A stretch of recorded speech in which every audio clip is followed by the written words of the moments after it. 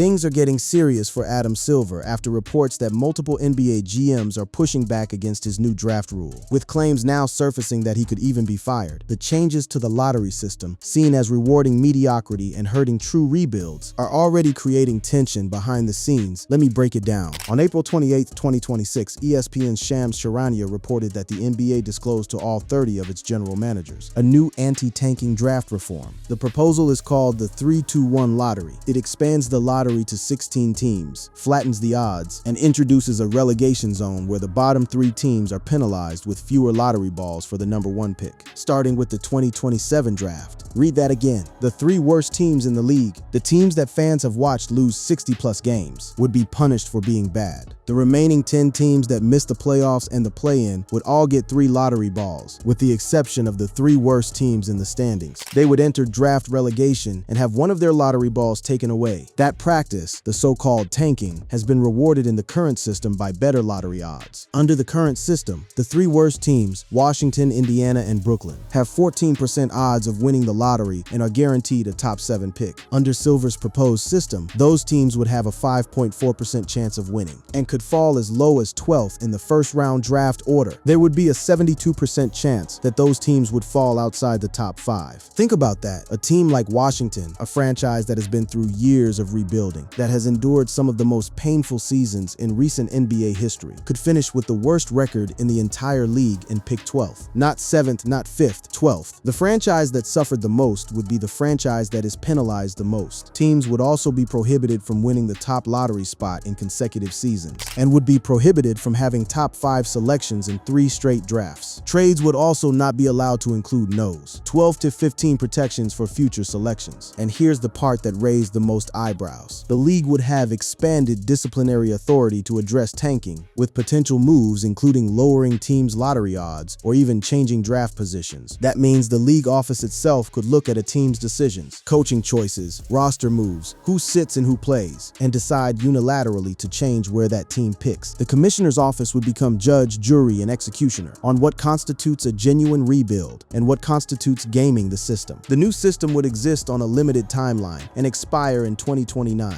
allowing the league to either extend, tweak, or abandon it altogether. A sunset clause. Silver built himself an escape hatch, which tells you something about how confident even the league office is in this experiment working. Now, how did the 30 GMs react when Silver walked them through this? To understand that, you have to understand what happened in the months leading up to this moment, because this did not come out of nowhere. The 2025-26 NBA season will go down as the year tanking stopped being a strategy and became a league-wide epidemic. There was a clear race to the bottom this season, with 5 teams, Washington, Indiana, Utah, Memphis, and Brooklyn, all having winning percentages below .180 after the All-Star break. There has never been a season in NBA history, until now, where so many teams lost that often after the break. 5 teams, below .180 after the All-Star break. That is not a coincidence. That is not bad luck. That is organized surrender on a scale the NBA has never seen. And the reason was obvious. A month after Silver said that the league was considering every possible remedy to limit tanking, the race to the bottom showed no signs of abating. Ahead of the 2026 NBA draft, which will likely feature a number of highly touted prospects, including Darren Peterson, AJ Dybantsa, Cameron Boozer, and Caleb Wilson, among others. This was a gold rush. The 2026 draft is loaded. Teams see multiple franchise-altering prospects and a weaker pipeline afterward. That creates a 1-year gold rush where losing has unprecedented upside. Insiders estimate nearly a third of the league was deprioritizing wins. Nearly a third of the league. 10 teams looked at their schedules, looked at the draft board, and decided that losing was the smartest business move they could make, and the numbers back it up. In reaction to a season where 5 different teams finished with more than 60 losses, and 5 more teams had at least 50 losses. The league tried to crack down during the season. The league was furious this season at how some teams were clearly prioritizing their draft spot over winning, even fining the Utah Jazz $500,000 for conduct detrimental to the league, over the way 2 top players were held out of the 4th quarter of a pair of games, one of which the Jazz actually won. The Pacers were fined $100,000 for a violation of the player participation policy, in a move that Silver later said was meant to be a sign. that the league would be cracking down on behavior, it considered tanking. The Pacers, who finished 15-40, were fined for holding out all-star forward Pascal Siakam and 2 other starters. But fines did nothing. $500,000 to a billionaire owner is the cost of doing business. $100,000 is a rounding error. The teams kept losing because the math told them to keep losing. Because under the current system, the incentives pointed down. Silver saw all of this happening, and it enraged him. Silver said at his press conference, "This may be an unusual year because of a perception of such a deep draft. I'd say that's combined with the advent of advanced analytics in all sports, that teams are now making calculations in terms of opportunities and risks and rewards. And I understand where that incentive takes our teams." He understood, but he wasn't going to tolerate it. Not anymore. Back in February, before the proposal was formalized, Silver gathered all 30 GMs on a phone call. What happened on that call is what set the table for everything that followed. Commissioner Adam Silver told all 30 of the NBA's general managers that the league intends to enact rule changes to combat tanking ahead of the 2026-27 season. According to reports, Silver was said to be forceful about his desire to resolve the issue. Forceful. That's the word insiders used. Not diplomatic, not collaborative. Forceful. Silver said during his All-Star media session that the league is considering every possible remedy to reduce the practice of tanking. And behind closed doors, he went further. A person with knowledge of the meeting said a consensus was reached that tanking threatens the integrity and long-term viability of the NBA. The integrity and long-term viability. That is language you use when you think your product is dying. That is existential language. Executives on the call say the tone shifted instantly. One described it as the first time Silver openly confronted the league's competitive culture, rather than managing it. Then Brooklyn Nets GM Sean Marks raised a concern. That became the defining moment of the call. Sean Marks raised a concern. If rules changed immediately, teams already in multi-year rebuilds would be punished mid-cycle. This is the crux of the opposition. Teams like Brooklyn, like Washington, like Indiana, they had already committed to being bad. They had already traded away their stars. They had already told their fan bases to be patient. And now the commissioner wanted to change the rules on them in the middle of the game. Silver stepped in. Silver pushed back. Coaches say they are on board because they have to. That exchange revealed the league's real belief. Tanking is not organizational alignment. It is organizational pressure. Silver then went after the coaches' angle, arguing that coaches on tanking teams are caught in an impossible bind. Tension grew when Silver addressed coaches. He argued that coaches on tanking teams are not truly aligned with front offices because their jobs depend on winning. A GM insisted his staff supported the plan. This is where Silver drew the philosophical line in the sand. He was not simply proposing a rule change, he was making a moral argument. He was saying that tanking is corrosive, that it poisons the relationship between coaches and front offices, between players and organizations, between the league and its fans. One executive told The Athletic the message could be compared to the kind his predecessor David Stern would deliver. According to the report, Silver's message could be boiled down to, "This is not who we are going to be as a league." The David Stern comparison is massive. David Stern ruled the NBA with an iron fist for 30 years. Adam Silver was supposed to be the kinder, gentler commissioner, the diplomat, the consensus builder. If Silver is channeling Stern, then the ground has fundamentally shifted. Not everyone agrees with Silver. Without draft access to stars, competitive balance collapses. Others argue fans understand rebuilding and accept short-term pain. Opponents say intentional losing damages the league nightly and drives audiences away. This is the war inside the NBA, and it is not a simple one. Because both sides have a point, the question is which side has more power, and more importantly, which side has the votes. You need to understand that the NBA has been trying to solve tanking for more than 4 decades, and it has failed every single time.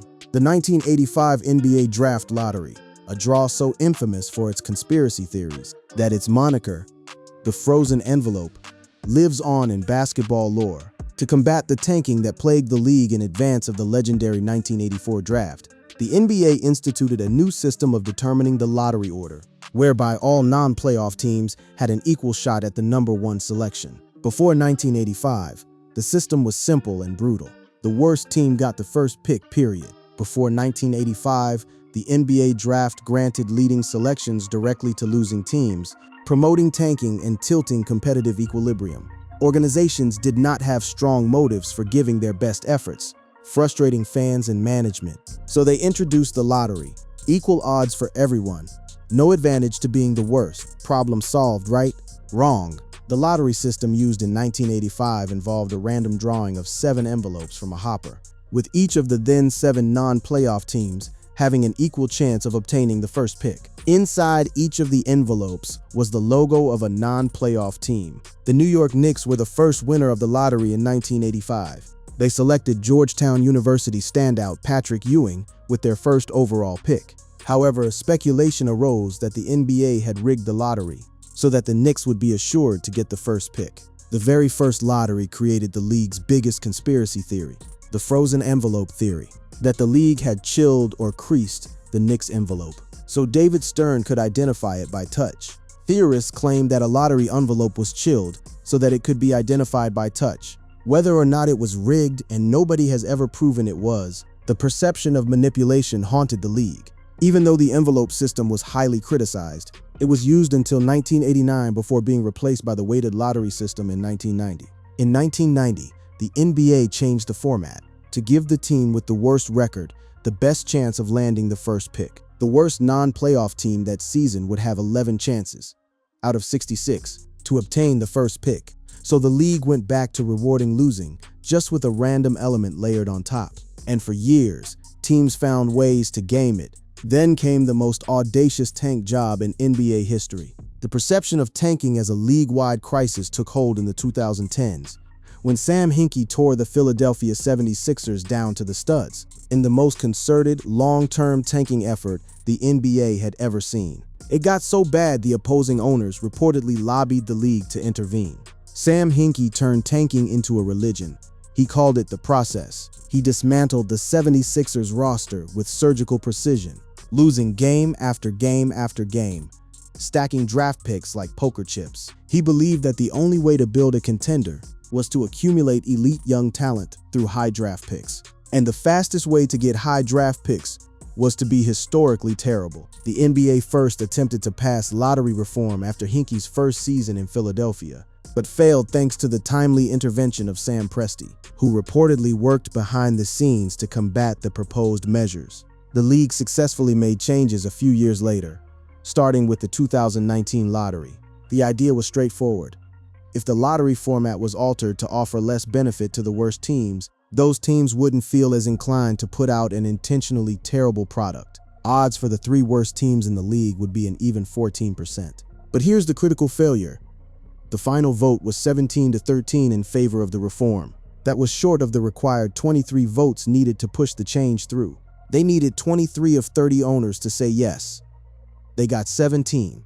The small market teams and the rebuilding teams banded together and killed the reform. It took years for the league to try again, and when it finally succeeded with the 2019 changes, those changes were modest, flattening the odds for the bottom 3 teams, from a staggered system to an even 14%. The league already flattened the draft lottery odds in 2019, but that hasn't prevented teams from trying to jockey for position at the bottom of the standings, particularly when there's a draft class that's viewed as particularly strong. And that brings us right back to 2026. The 2019 reforms did not work. They slowed tanking down for a few years. And then a loaded draft class showed up, and every team with a mediocre roster decided to run to the bottom as fast as they could. Now Silver is saying he wants something more radical, something that doesn't just flatten the odds, something that actively punishes the worst teams. And he needs 23 of 30 owners to vote yes at the May 28th Board of Governors meeting. The verdict: can Silver survive this? So here we are. Adam Silver has laid his proposal on the table. He has called tanking a threat to the league's integrity. He has confronted GMs directly. He has fined teams. He has invoked David Stern. And now he's asking the owners to vote on the most aggressive anti-tanking measure in NBA history. But is it going to pass? And is Silver actually in danger? Let's separate what's real from what's sensationalized. The league office has held multiple critical meetings with its board of governors, competition committee, and 30 GMs over the last few weeks to narrow toward this new singular proposal ahead of the owners' vote. There could be minor modifications to the proposal, but the key points of the framework have a majority of the support from teams. A majority of the support. That is not a rejection. There could be minor tweaks to the proposal ahead of it being voted on by the league's owners on May 28th, but the larger points of the plan have a majority of support, and it is likely to be approved. The proposal is likely to be approved, not rejected, not dead on arrival, likely to pass. The changes have not been officially approved yet, though they reportedly have majority support among teams. A vote is expected at the May 28 Board of Governors meeting to approve the changes, with 23 of 30 votes required. According to reports, the idea was well received by the majority of the league's GMs, even if potential alterations could still occur before finalization. So the 30 GMs did not reject this proposal. They received it. They discussed it. Many of them supported it. Some pushed back, particularly the teams currently in rebuilds, the ones who see this as changing the rules mid-game. Brooklyn's Sean Marks voiced that concern directly. Others worry about what this means for small market teams that rely on the draft as their primary path to stars. Some believe tanking gives small market teams hope. Without draft access to stars, competitive balance collapses. And Adam Silver has not been fired. He is the commissioner who initiated this proposal. He is the one pushing it forward. Fighting against tanking has been a recent talking point for NBA Commissioner Adam Silver. He has staked his reputation on solving a problem that the NBA has failed to solve for 40 years. But the skeptics do have a point, and it's a sharp one. Could this reform leave bad teams buried in mediocrity for years at a time? That's another dangerous potential repercussion. If you take away the incentive to lose, you also take away the mechanism by which bad teams become good teams. The draft is supposed to be the great equalizer. It's the thing that gives fans of terrible teams something to believe in. If finishing last in the league means you might pick 12th, if you're being penalized for being bad when you didn't choose to be bad, when your team is just genuinely not talented enough to compete, then what is the path forward? Any effort to flatten lottery odds merely shifts the tanking incentive. In this new world, it is more valuable than ever to try to just barely miss the postseason. Teams won't tank to be worst in the league anymore. They'll tank to be the 11th worst. The incentive doesn't disappear, it just moves. And that gets at the fundamental tension Silver is navigating. Silver himself said in February, the incentives are not necessarily matched here. I think the tradition in sports where the worst performing team receives the first pick from their partners, they always point out you have the incentives backwards there. That doesn't necessarily make sense. He's right that the incentives are backwards, but flipping them, punishing the worst teams instead of rewarding them, creates its own distortion. It's a system that says, we want you to try to win, even if you have no realistic chance of winning, and we will punish you if you don't. And every GM in the league knows that some teams simply don't have the talent or the market or the resources to compete in a given year. The 2026 tanking epidemic was real. The damage it did to the product was real. Fans paid money to watch teams put G League rosters on the floor in the fourth quarter of meaningful games. That is a problem. And Silver is right that it needs to be addressed, but the solution has to be precise enough to distinguish between a team that is genuinely bad and a team that is choosing to be bad. Silver acknowledged this himself. The commissioner noted that it is difficult to tell whether teams are legitimately bad and rebuilding or they are gaming the system. There's an aspect of team building that is called a genuine rebuild, a rebuild with integrity, Silver said. The proposal is not dead. Silver is not fired. But the NBA is standing at a crossroads. It's been standing at for 40 years. And this time, the man holding the map is promising he knows the way out. Silver said simply, we are going to fix it. Full stop. Whether he can. Whether anyone can is the question. Every owner, every GM, and every fan is going to be watching unfold. When that vote happens on May 28th, the NBA's war on tanking is about to enter its most aggressive chapter. And the league will either come out the other side with a system that finally works, or it will prove once again that as long as there is a draft, teams will find a way to lose on purpose. And no commissioner, no matter how forceful, can legislate that out of the game